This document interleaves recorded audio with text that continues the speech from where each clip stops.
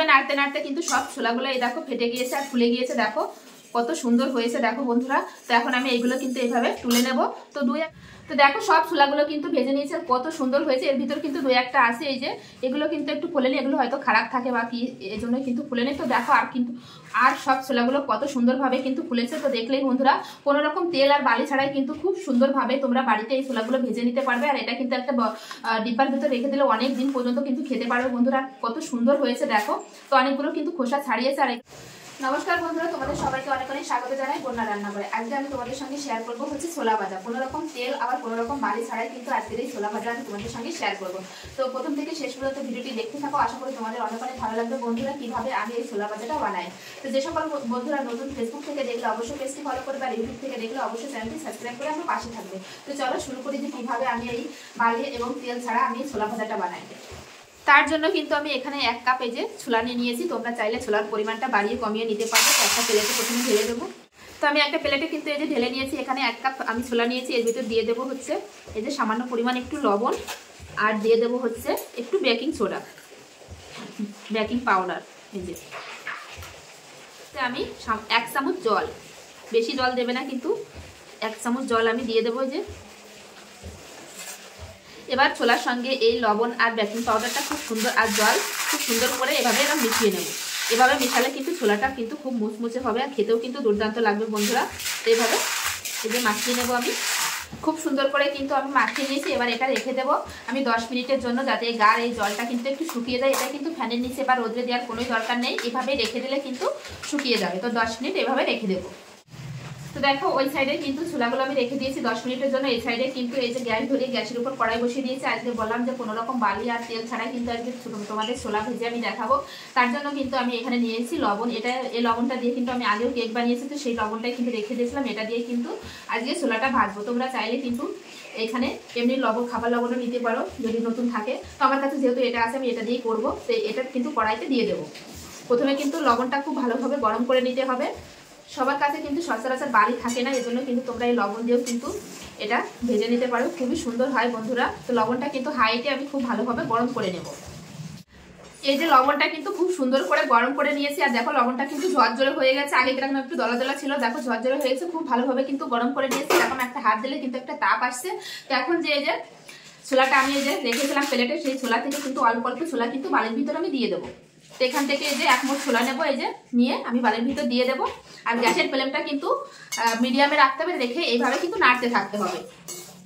তো দেখো আস্তে আস্তে ছোলাগুলো কিন্তু ফাটতে শুরু করে দিয়েছে। এই দেখো দেখলেই তোমরা বুঝতে পারছো, দেখো আস্তে আস্তে কিন্তু এই যে গাগুলো কিন্তু ফাটছে। ছোলাগুলো এইভাবে নাড়তে থাকবো। তো দেখো বন্ধুরা নাড়তে নাড়তে কত সুন্দরভাবে ফুলে গিয়েছে দেখো ছোলাগুলো। এই দেখো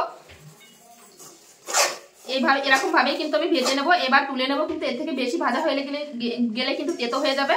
তো এইভাবে কিন্তু এই যে বালি থেকে এইভাবে তুলে নেবো। এই দেখো কত সুন্দর হয়েছে বন্ধুরা। দেখো কোনো রকম বালি বা তেল ছাড়াই কিন্তু তোমরা এরকম বাড়িতে বানিয়ে নিতে পারবে বন্ধুরা।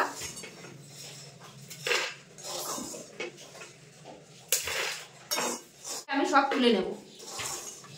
তো আগে ছোলাগুলো কিন্তু সবগুলো তুলে নিয়েছি। এবার আবারও কিন্তু এখান থেকে 1 মুঠ ছোলা দেবো। আর 1 মুঠ ছোলা কিন্তু দিচ্ছি, আর ফুলে কিন্তু কত বড় বড় হচ্ছে, কতগুলো হচ্ছে দেখো বন্ধুরা। আবারও কিন্তু আমি এই যে 1 মুঠ ছোলা দিয়ে দেবো, দিয়ে কিন্তু একইভাবে কিন্তু আমি নাড়তে থাকবো এরকম ভাবে।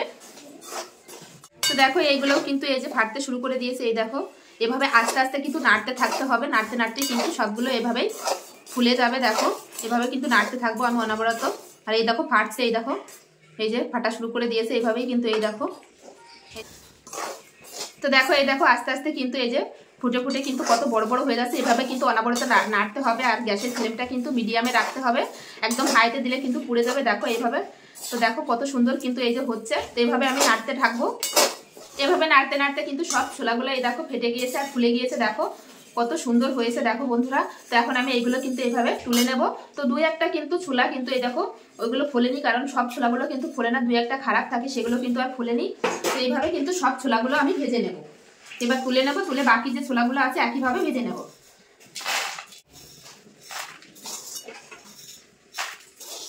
তো তো দেখো সব ছোলাগুলো কিন্তু ভেজে নিয়েছে, কত সুন্দর হয়েছে। এর ভিতর কিন্তু দুই একটা আছে, এই যে এগুলো কিন্তু একটু ফুলেনি, এগুলো হয়তো খারাপ থাকে বা কি এই জন্য কিন্তু ফুলেনি। তো দেখো আর সব ছোলাগুলো কত সুন্দরভাবে কিন্তু ফুলেছে। তো দেখলেই বন্ধুরা কোনো রকম তেল আর বালি ছাড়াই কিন্তু খুব সুন্দরভাবে তোমরা বাড়িতে এই ছোলাগুলো ভেজে নিতে পারবে। আর এটা কিন্তু একটা ডিব্বার ভিতর রেখে দিলে অনেক দিন পর্যন্ত কিন্তু খেতে পারবে বন্ধুরা। কত সুন্দর হয়েছে দেখো।